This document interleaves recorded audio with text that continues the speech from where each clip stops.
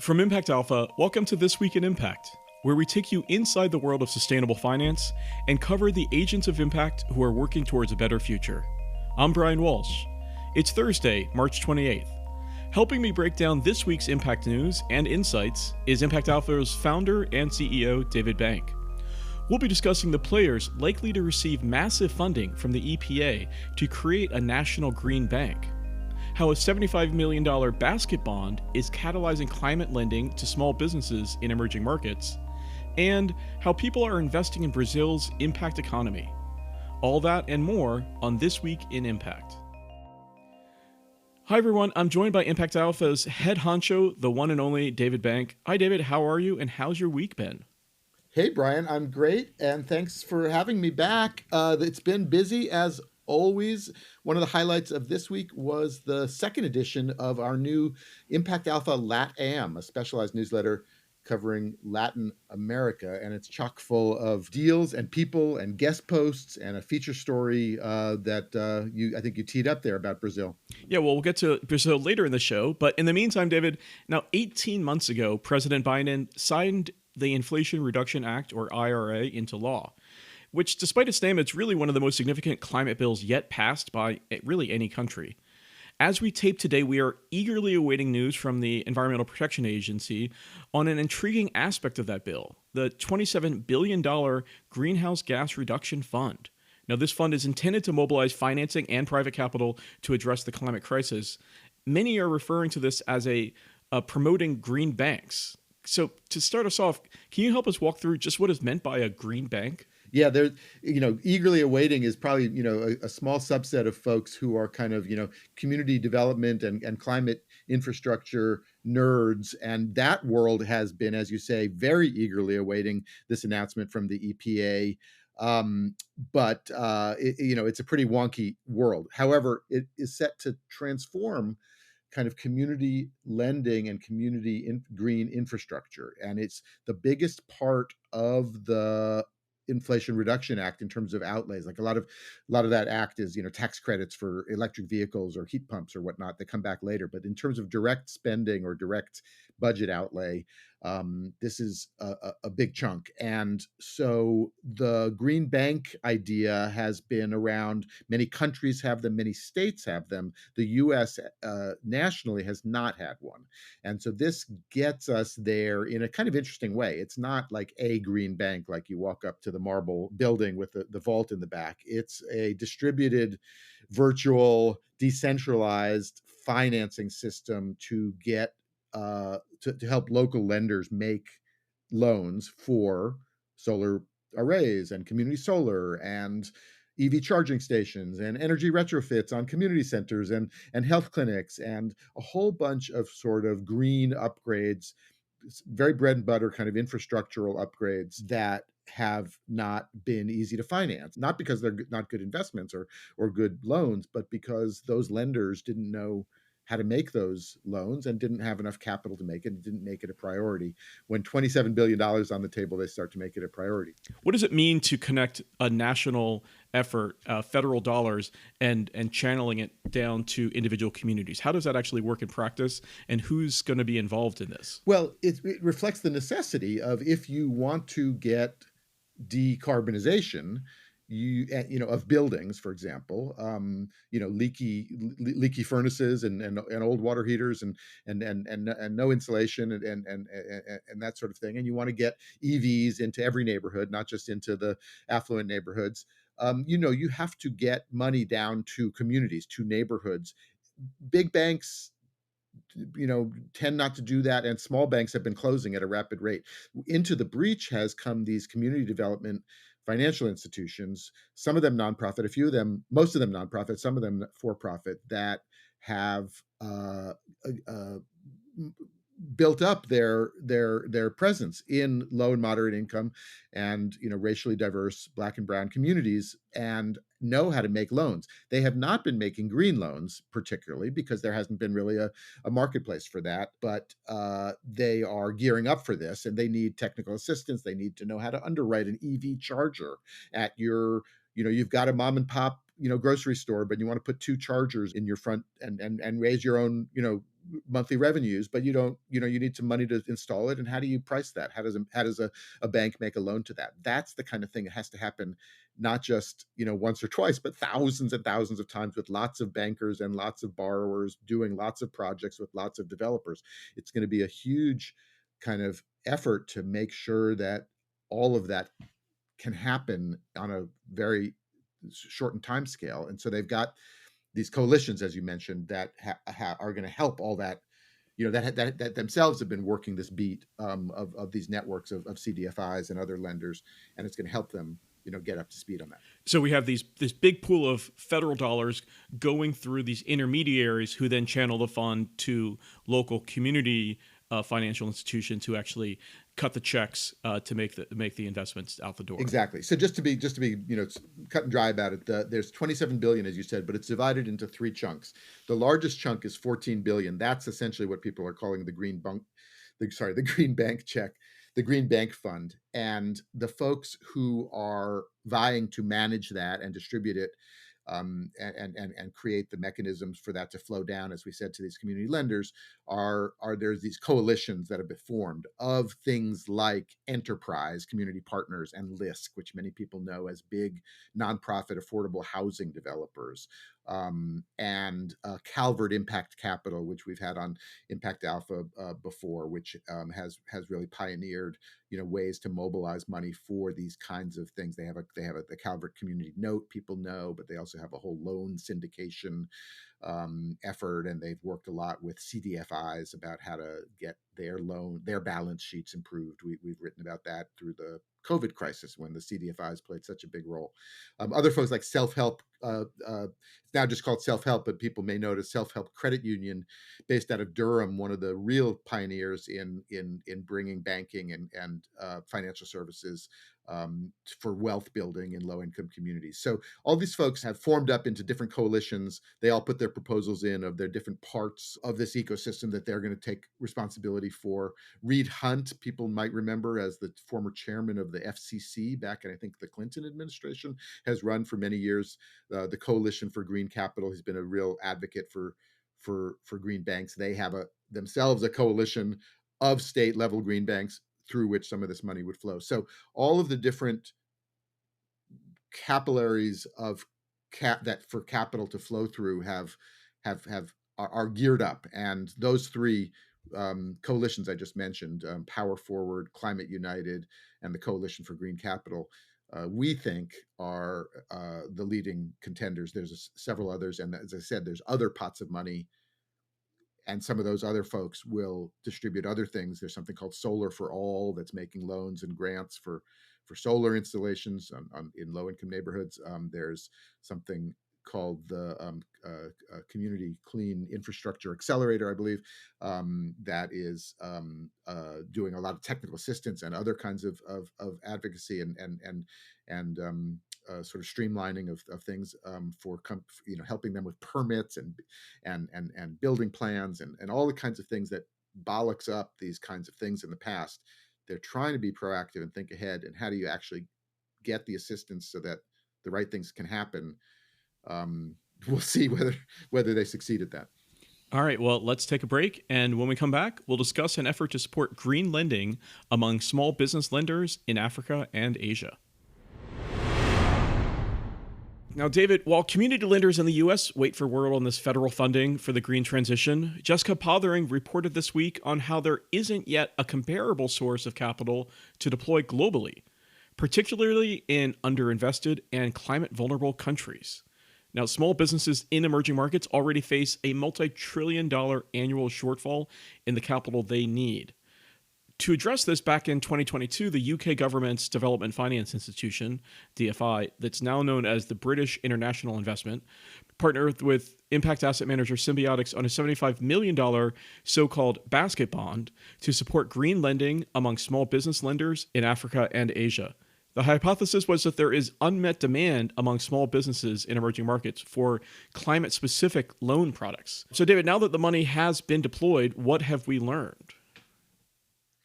Well, This is just one of many efforts to try to address this gap. As you said, it's very similar, as you mentioned, to the financing gap in the U.S. on climate issues. That again, part of a broader financing gap in low and moderate income communities in the U.S. and also countries. So the idea has always been to get commercial lenders in place to broaden their aperture of what they consider, investable or lendable projects. And part of that is reducing risks, perceived risks, and some of that can be done with guarantees or loan loss guarantee, reserves and that sort of thing.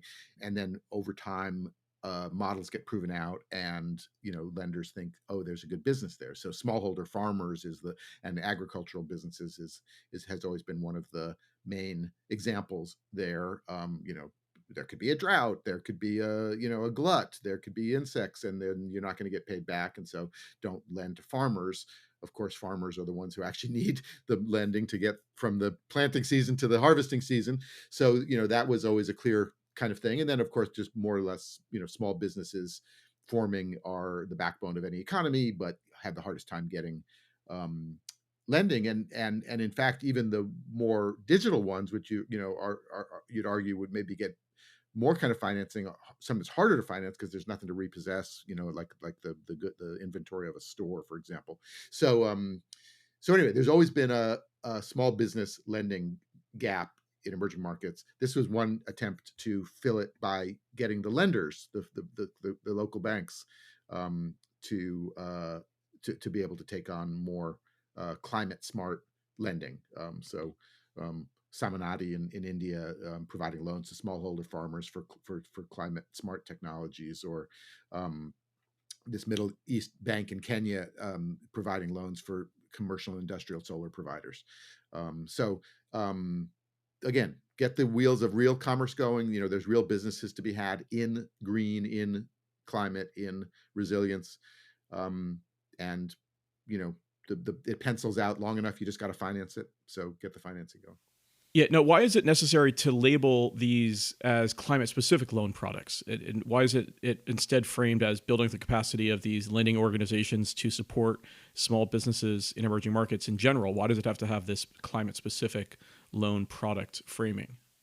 Well, the cynic would say, because climate is a hot topic, and the more you can attach your initiative to climate, the better off you're going to be. The actual, I think, more accurate is that all lending, and especially in emerging markets, which often are on the front lines of sort of the climate impact, all lending is climate lending now, or all lending needs to be climate smart lending. I mean, the obvious things that people always cite about not just rising sea levels, but wildfires and outages and water shortages. I mean, the climate risks are essentially the risks to your lending, and so you want to make sure that you're lending to things that are properly mitigated against those risks, but also that, more to the point, that are solutions to the problems that are going to be coming that are coming up for farmers and others. So so just making sure that lenders are tuned into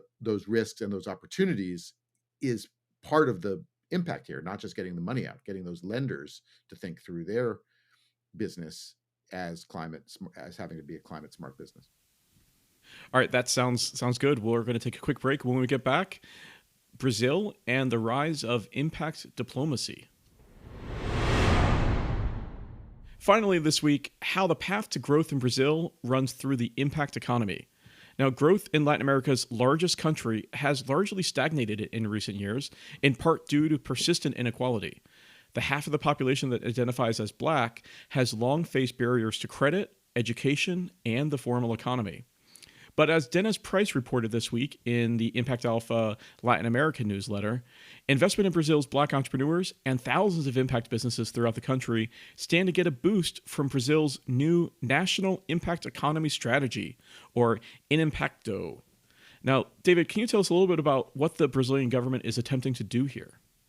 Yep, Brian. I thought what was significant about Dennis Price's story this week, which led our Impact Alpha LATAM edition, as you said, is that impact economy is becoming a central part of sort of economic planning all told, and particularly in Brazil. Now, of course, Brazil has a newish president, Lula, who has sort of breathed a lot of new life into some of these kinds of initiatives after many years of the previous president, let's just call it. And so they are also looking to, come out of, as you mentioned, a sort of period of economic stagnation, and in particular, sort of take a bigger place on the world stage. So they've got the G20 coming up, and Lula is Brazil is the rotating president of it this year, and then also the COP climate summit. So having projects to show off for both of those events is always a good thing if you're the host. So they have this National Impact Economy Strategy, or NImpacto, and its goal is to boost impact investing in the country from 11 billion a year to 120 billion, with blended finance and these investment incentives and inclusive procurement, all the tools of the trade that agents of impact know so well. Now, it's really interesting to me to see a country, especially a country of the size of Brazil, to have as you said, this national impact economy strategy. And you don't hear too many countries of that size having a national impact strategy. And I just wonder, are we seeing the rise of impact diplomacy here? Brazil, as you mentioned, is holding the rotating presidency of the G20 this year. It's hosting the COP30 next year. And they said that through their G20 presidency, they aim to work with other countries to develop their own national impact strategies. And do you see this as a growing trend that other countries are beginning to really look at impact in their overall economic development policies? Well, I mean, A, they should, and B, there's sort of a history of this. A lot of initiatives that we now know, like the GSG, the Global Steering Group for Impact Investing, which has national advisory boards in many dozens of countries now. That all grew out of the UK's presidency of the G7 a number of years ago, where they were promoting these kinds of projects as well, and these kinds of initiatives. And so it does help when there is high-level leadership to try to point the economy and financial markets in a different direction. Investors take signals from those leaders, and that's why they call them leaders.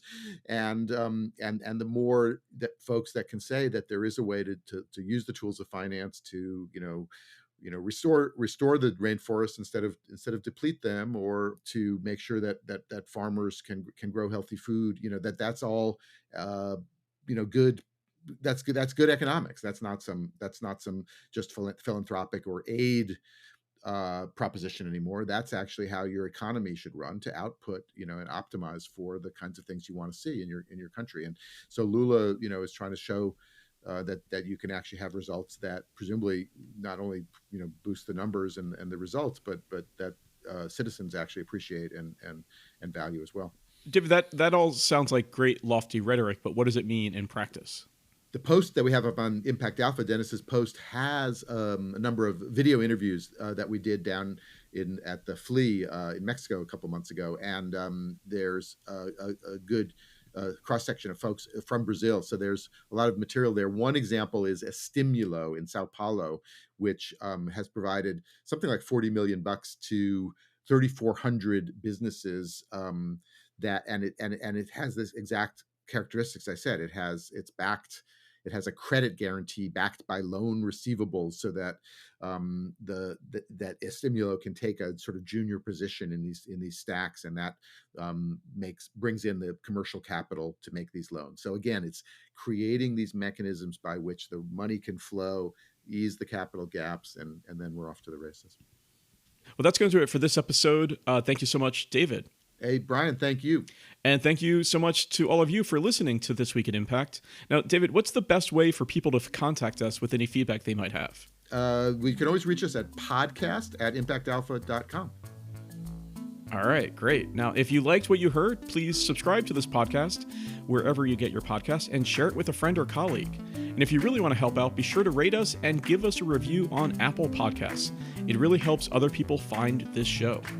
This Week in Impact is a production of Impact Alpha and part of the Impact Alpha podcast network, bringing you investment news for a sustainable edge.